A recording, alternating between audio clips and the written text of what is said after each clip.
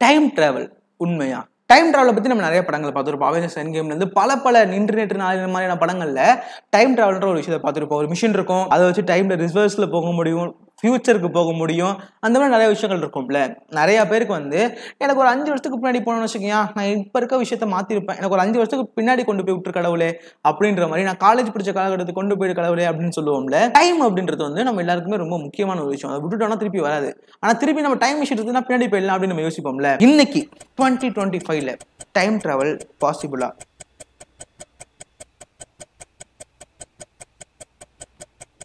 Andrew Carlsen சொல்லப்படுற ஒரு 43 வயசான ஒரு நபரை FBI வந்து 2003ல அரெஸ்ட் பண்ணாங்க. அரெஸ்ட் பண்ணது எதுக்காக அப்படின்னா, இவர் வந்து ஷேர் மார்க்கெட்ல வேற லெவல் ப்ராஃபிட் பார்த்தாரு. வெறும் $800 வந்து இன்வெஸ்ட் பண்ணி கிட்டத்தட்ட 2 வாரத்துல 300 மில்லியன் வந்து ப்ராஃபிட் பார்த்திருக்காரு. போலீஸ்க்கு டவுட் வந்துருச்சு, எப்படி இவரால் பார்க்க முடிஞ்சது, இவர் ஏதோ ஃப்ராட் பண்ணியிருக்காரு, ஏதோ ஸ்கேம் பண்ணியிருக்காரு, யாரையும் ஏமாத்திருக்காருன்னு சொல்லி FBI போயிட்டு ஒரு அரெஸ்ட் பண்ணாங்க. அரெஸ்ட் பண்ணிட்டு எப்படி இது இவ்வளோ ப்ராஃபிட் உங்களுக்கு வந்துச்சு அப்படின்னு கேட்கும்போது, நான் ஒரு டைம் டிராவலர், நான் வந்து 2256 வருஷத்துல இருந்து இந்த இடத்துக்கு வந்திருக்கேன். கிட்டத்தட்ட பல வருஷத்துக்கு நான் பின்னாடி கிளம்பி வந்திருக்கேன் ஃபியூச்சர்ல இருந்து. எனக்கு இந்த ஸ்டாக்ஸ்லாம் எப்படி போகும்னு தெரியும், அதனாலதான் நான் இங்க வந்து இந்த ஸ்டாக்ஸ்லாம் வாங்கியிருக்கேன் அப்படின்னு சொன்னாரு. போலீஸ்க்கு வளர்றாண்டான்னு சொல்லிட்டு அதுக்கப்புறம் FBI வந்து ஒரு இன்வெஸ்டிகேஷனுக்கு கோர்ட்டு கூட்டு போலாம் அப்படின்னு நினைச்சுக்கிட்டு இருக்க நேரத்துல அவர் வந்து டிசப்பியர் ஆயிட்டாராம், மறைஞ்சு போயிட்டாராம், எங்க போனாருன்னு தெரியாது அப்படின்றாங்க. இந்த கால்சன் சொல்லப்படுற மனுஷனை FBI அரெஸ்ட் பண்ணதுக்கு அப்புறமா செக் பண்ணி பாக்குறாங்க எவிடன்ஸ் எல்லாமே. இந்த மனுஷன் யாரு அப்படின்னு பார்க்கும்போது 2002 டிசம்பருக்கு முன்னாடி இந்த மனுஷனோட எந்த ஒரு எவிடன்ஸுமே அவங்க கிட்ட கிடையாது. இந்த மனுஷனோட எந்த ஒரு எவிடன்ஸுமே இல்லை. இந்த மனுஷன் யாருன்றது தெரியாம தான் இருந்துச்சு. இந்த மாதிரி நிறைய டைம் டிராவல் ஸ்டோரிஸ் வந்து நம்ம சோசியல் மீடியால இருந்து, ஃபேஸ்புக்ல இருந்து, யூடியூப்ல இருந்து நிறைய கேள்விப்பட்டிருப்போம்ல. இது மாதிரி பல ஸ்டோரிஸ் வந்து கொட்டி கிடக்கு. இந்த டைம் டிராவல் சாத்தியமா அப்படின்னு நம்ம பார்த்தோம் அப்படின்னா சாத்தியம். 1895ல S.G. வெல்ஸ்ன்னு சொல்லப்படுறவர் வந்து ஒரு புக் வந்து எழுதுறாரு, டைம் மிஷின் நாவல் அப்படின்னு சொல்லி ஒரு நாவல் வந்து எழுதுறாரு. இது வேற லெவல்ல ஸ்டைலான ஒரு நாவல். அது நாவல் எப்படின்னா, டைம் மிஷின் நம்ம வந்து போக முடியுமா, டைம்ல முன்னாடியும் பின்னாடி போக முடியுமான்னு சொல்லப்படுற மாதிரியான ஒரு நாவல். இது ஒரு ஃபிக்ஷனான ஒரு நாவல் தான். இதை வச்சு நம்ம நிறைய படங்கள் பார்த்துட்டோம். அதுக்கப்புறம் பல படங்கள் இந்த டைம் மிஷின்ஸை வச்சு நிறைய படங்கள்லாம் வந்துருச்சு. ஒரு படத்துல சூப்பர்மேன் வந்து ஃபாஸ்டா லைட்டோட ஃபாஸ்ட்ல வந்து போய் இந்த பூமியை பின்னாடி சுத்த வச்சாருன்னு இருக்கும். அவெஞ்சர்ஸ் எண்ட் கேம்ல குவாண்டம்குள்ள போயிட்டு எப்படி வந்து டைம் டிராவல் பண்ணாங்கன்றது இருக்கும். ஒரு பெரிய பெட்டி மாதிரி ஒரு பெரிய மிஷின்ல வந்து இருந்துகிட்டு டைம் டிராவல் பண்ண முடியுன்ற மாதிரி இன்டர்நெட் நாளை படங்கள் எல்லாம் பார்த்துருப்போம்ல. இது எல்லாமே ஃபிக்ஷனல் தான். இப்படி டைம் டிராவல் ஒர்க் ஆகுமான்னு கேட்டீங்கன்னா ஒர்க் ஆகாது. பட் டைம் டிராவல் பாசிபிளான்னு கேட்டீங்கன்னா 2025லயும் டைம் டிராவல் பாசிபிள் தான். டைம் டிராவல்ல நிறைய விஷயங்கள்லாம் இருக்கு. ஒரு விஷயம் சொல்லி பார்த்தீங்கன்னா, ஃபியூச்சருக்கு போற மாதிரி டைம் டிராவல், பாஸ்ட்டுக்கு போற மாதிரி டைம் டிராவல், எல்லா டைம்லயும் போயிட்டு வர மாதிரி இருக்கும்ல. பட் இது மாதிரி பாசிபிளான்னு கேட்டீங்கன்னா கிடையாது. நிறைய மாதிரி படங்கள்ல பாக்குறீங்கல்ல, அது மாதிரி பாசிபிள் கிடையாது. ஐன்ஸ்டீனோட தியரி ஆஃப் ஸ்பெஷல் ரிலேட்டிவிட்டி இருக்குல்ல, அதுல வந்து அவர் சொல்றது டைம் இஸ் ரிலேட்டிவ். டைம் வந்து பூமியில நீங்க இருக்கும் போது வேற மாதிரி இருக்கும். அதுவே நீங்க சூரியன் கிட்ட போனீங்கன்னா, கிராவிட்டி அதிகமா இருக்கு, சூரியன் கிட்ட போனீங்கன்னா அங்க டைம் வேற மாதிரி ஆகும். அதுவே மார்ஸ் கிட்ட டைம் வேற மாதிரி இருக்கும். பிளாக் ஹோல் பக்கத்துல டைம் வேற மாதிரி இருக்கும். நீங்க இன்டர்ஸ்டெல்லர் படத்துல பாத்தீங்கன்னா பிளாக் ஹோல் பக்கத்துல ஒரு கிரகம் இருக்கும். அந்த கிரகத்துக்குள்ள போயிட்டு நீங்க 1 மணி நேரம் ஸ்பெண்ட் பண்ணீங்கன்னா எர்த்ல 7 மணி நேரம் அப்படின்னுவாங்கல்ல. அங்க வந்து டைம் வந்து ஸ்லோவா போயிட்டு இருக்கும். ஆனா பூமியில டைம் ஃபாஸ்டா இருக்கும். இடத்துக்கு தகுந்த மாதிரி அந்த டைம் வந்து மாறும் அப்படின்றத ஐன்ஸ்டைன் வந்து டைம் இஸ் ரிலேட்டிவ் அப்படின்றத வந்து சொன்னாரு. டைம்ன்றது ஒரு நதி மாதிரி, ஒரு ரிவர் மாதிரின்னு வச்சுக்கலாம். நார்மலான இடத்துல வந்து இந்த மாதிரி இருக்க சர்ஃபேஸ்ல ஒரு மாதிரி தண்ணி போயிட்டு இருக்கும். ஒரு ஃபால்ஸ்ல வந்து தண்ணி வேற மாதிரி போயிட்டு இருக்கும். கல் இருந்தா அங்க ஒரு மாதிரி போகும், கல் இல்லைன்னா அங்க ஒரு வேற மாதிரி போகும்ல. அது மாதிரிதான் நீங்க டைம்னு வச்சுக்கோங்க. டைம்ன்றது கிராவிட்டி ஸ்பீடை பொறுத்து ஒரு இடத்துல மாறும். இதுக்கு பேரு டைம் டைலேஷன் அப்படின்ற மாதிரி சொல்லுவாங்க. ஃபார் எக்ஸாம்பிள், நீங்க ஒரு ஏரோப்ளைன்ல ஒரு கடிகாரத்தை வச்சுக்கிட்டு ஏறுங்க. அதே கடிகாரத்தை உங்க வீட்டுல வச்சுட்டு போயிடுங்க. நீங்க அதே கடிகாரத்துல நீங்க ஏரோப்ளைன்ல சுத்திட்டு வந்துட்டு ஒரு தடவை பூமியை சுத்திட்டு வந்துட்டு நீங்க வீட்டுக்கு போய் பாத்தீங்கன்னா, நீங்க வீட்டுல வச்சுட்டு போன கிளாக் 1 செகண்ட் ஃபாஸ்டா இருக்கும். எதுவுமே நீங்க மாத்திருக்க மாட்டீங்க. ஆனா 1 செகண்ட் உங்க வீட்டுல இருக்க கிளாக் வந்து வேற மாதிரி இருக்கும்.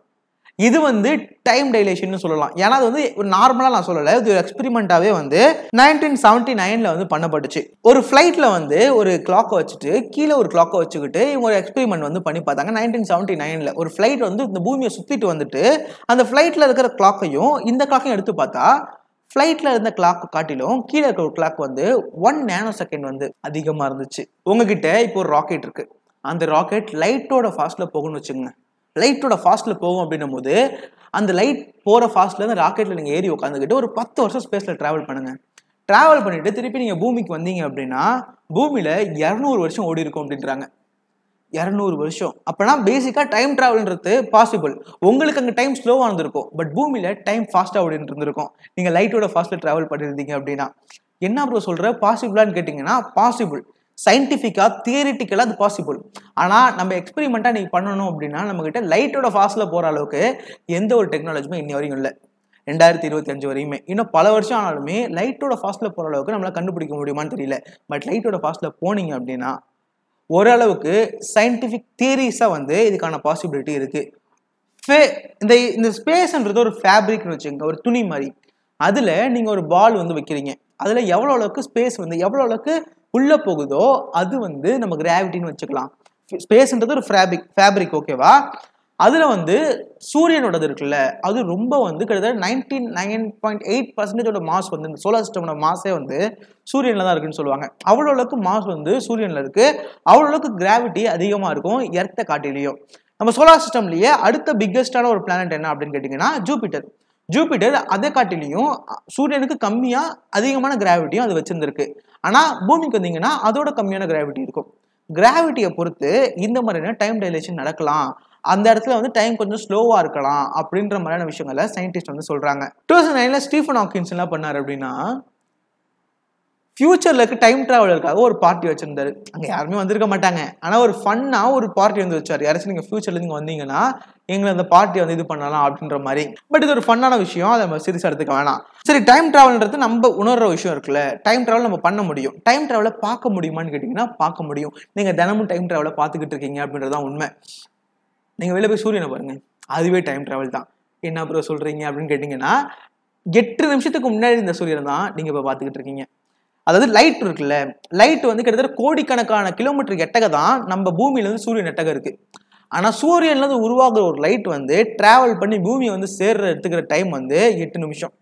அதாவது நீங்க பூமியில இருந்து பாக்குற அந்த சூரியன் இருக்குல்ல, அது 8 நிமிஷத்துக்கு முன்னாடி எப்படி இருந்துச்சுன்றது தான் நீங்க பாக்குறீங்களே தவிர இப்ப சூரியன் எப்படி இருந்துச்சுன்றது கிடையாது.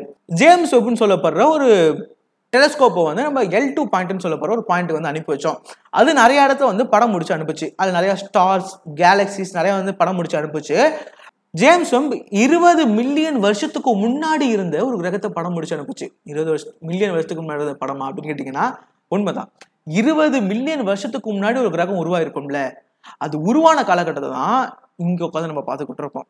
புரியல அப்படின்னா 20 மில்லியன் வருஷத்துக்கு முன்னாடி உருவான ஒரு கிரகம் இருக்குல்ல, அந்த கிரகத்தோட லைட் இருக்குல்ல, அது உருவாகும் போது எடுத்துக்கிட்ட லைட் வந்து ஸ்பேஸ்ல டிராவல் ஆகிட்டே இருக்கும் கொஞ்சம் கொஞ்சமா. அது டிராவல் ஆகி வந்து நம்மளை எடுத்துக்கிற டைம் வந்து அவ்வளோ தூரத்தில் இருக்குன்னு அர்த்தம். வந்து அந்த கிரகம் அவ்வளோ மில்லியன் லைட் இயர்ஸ் எட்டக இருக்குன்னும் போது அது கொஞ்சம் கொஞ்சமா டிராவல் பண்ணி நம்ம பூமிக்கு அந்த லைட் வந்து சேர்றதுக்கு எடுத்துக்கிற வருஷம் வந்து கிட்டத்தட்ட மில்லியன்ஸ் ஆஃப் இயர்ஸ் எடுத்துக்கும், 20 மில்லியன் இயருக்கு மேல. அப்போ உருவான ஒரு லைட்டை இந்த ஜேம்ஸ் வெப் வந்து கேப்சர் பண்ணிருக்கு.